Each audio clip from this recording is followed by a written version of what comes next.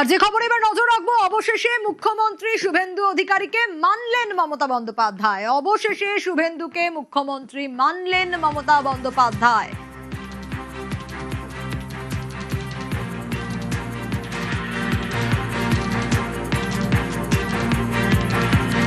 যে খবরে এই মুহূর্তে নজর রেখেছি, মুখ্যমন্ত্রী শুভেন্দু অধিকারী তাকে মেনে নিলেন প্রাক্তন মুখ্যমন্ত্রী মমতা বন্দ্যোপাধ্যায়। অবশেষে শুভেন্দু অধিকারীকে তিনি মানলেন। তার কারণ কি?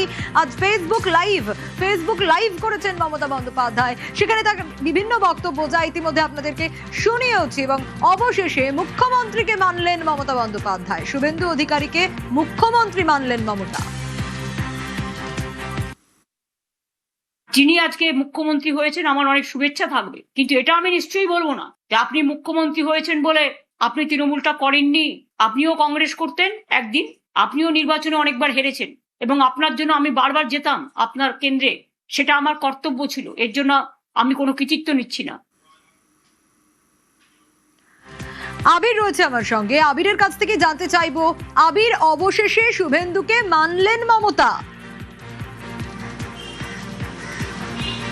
দেখো, 4 মে ফল প্রকাশের পর মমতা বন্দ্যোপাধ্যায় তিনি রাজভবনেও যাননি ইস্তফা দিতে। এমনকি তারপরে তিনি যে সাংবাদিক সম্মেলন কালীঘাটের বাড়িতে ডেকেছিলেন, সেখানে দাঁড়িয়েও তিনি উল্লেখ করেছিলেন বা তিনি যে হেরে গেছেন সেটাকে কার্যত স্বীকার করেননি। হারিয়ে দেওয়া হয়েছে এমন একটা অভিযোগ তিনি করেছিলেন এবং প্রায় দীর্ঘ সময় ধরে তিনি তার নিজের বক্তব্যের জায়গাতে অনড় ছিলেন। একাধিক যারা তৃণমূল কংগ্রেসের নেতারা, তারা প্রকাশ্যে প্রথম দিকে বলতে না পারলেও পরবর্তী সময় তারাও বলতে শুরু করেন যে ভূমিকা পালন করা হচ্ছে তা যথাযথই নয়, হারটাকে সহজ করে স্বীকার করে নেওয়া উচিত। এবং পরবর্তী সময় তৃণমূল কংগ্রেস ভেঙেও যায় এবং ভেঙে যাওয়া দলে যে সমস্ত নেতারা ছিলেন তারাও মমতা বন্দ্যোপাধ্যায়ের হার স্বীকার না করার প্রসঙ্গ নিয়ে তারাও বারবার ধরে সরব হতে শুরু করেন। এরই মধ্যে আজকে দেখতে পাওয়া গেল যে সোশ্যাল মিডিয়াতে তিনি তার পেজে যে লাইভ করেছেন, সেই লাইভের মধ্যে তিনি কার্যত মুখ্যমন্ত্রী শুভেন্দু অধিকারীকে কার্যত তিনি মেনে নিয়েছেন এবং তার কাজের যে বিষয়, সেই বিষয়ের কথাও তিনি মনে করিয়ে রেখেছেন। আসলে যে 2 মাস পরে তার মেনে নেওয়ার যে বিষয়, তাতে মনে করা হচ্ছে যে তৃণমূল কংগ্রেসের ভাঙন প্রায় প্রত্যেক দিনই হয়ে চলেছে এবং এমন একটা সময় দাঁড়িয়ে তাকে এই কথাগুলো বলতে হচ্ছে যখন তৃণমূল কংগ্রেস বলতে যে সমস্ত নেতারা পরিচিত ছিলেন মমতা বন্দ্যোপাধ্যায়ের পরে, তারা ভেঙে বেরিয়ে চলে গিয়েছেন এবং তারা দুষছেন হচ্ছে তৃণমূল কংগ্রেসের কালীঘাটপন্থী যে কৌশল, রাজনৈতিক কৌশল, তাকে দাঁড়িয়ে। এবং মমতা বন্দ্যোপাধ্যায় হয়তো বুঝতে পেরেছেন যে বাস্তবের এবং যে কল্পনার যে মিশেল, তার দুটোর মধ্যে ফারাক কোথায় রয়েছে।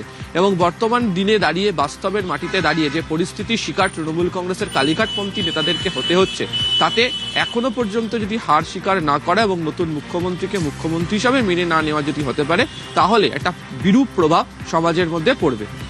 এটা ঠিক যে তৃণমূল কংগ্রেসের যে সমস্ত নেতারা, বিশেষত সাংসদরা এনসিপিআইতে যোগ দিয়েছেন, যে সমস্ত বিধায়করা আলাদা ব্লক তৈরি করেছেন, তারা প্রত্যেকেই কখনো না কখনো গত কয়েকদিনের কথাবার্তার মধ্যে বুঝিয়ে দেওয়ার চেষ্টা করেছেন যে বক্তব্য রাখা হয়েছিল হার স্বীকার না করার প্রসঙ্গে দাঁড়িয়ে, তা ঠিক নয়। এমনকি রাজ্য বিধানসভা অধিবেশনের মধ্যে অভ্যন্তরে দাঁড়িয়ে বিরোধী দলনেতাকেও ওই প্রসঙ্গ নিয়ে কটাক্ষ করতে শোনা গিয়েছিল এবং মুখ্যমন্ত্রীকেও নানাভাবে কটাক্ষ করতে দেখতে পাওয়া যায়। এবং 2021 এবং 2026 দুটোতেই মমতা বন্দ্যোপাধ্যায় শুভেন্দু অধিকারীর কাছে তিনি পরাস্ত হয়েছেন এবং যে শুভেন্দু অধিকারী একটা সময় তৃণমূল কংগ্রেসে ছিলেন।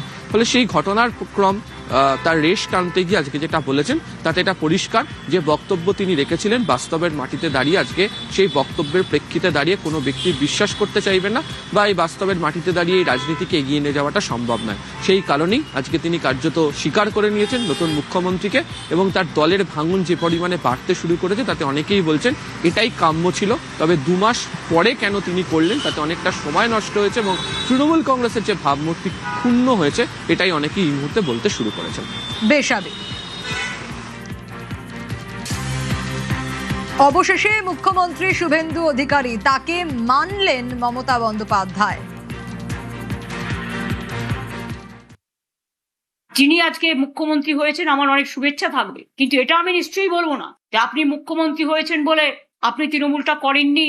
আপনিও কংগ্রেস করতেন একদিন, আপনিও নির্বাচনে অনেকবার হেরেছেন এবং আপনার জন্য আমি বারবার যেতাম আপনার কেন্দ্রে, সেটা আমার কর্তব্য ছিল। এর জন্য আমি কোনো কৃতিত্ব নিচ্ছি না।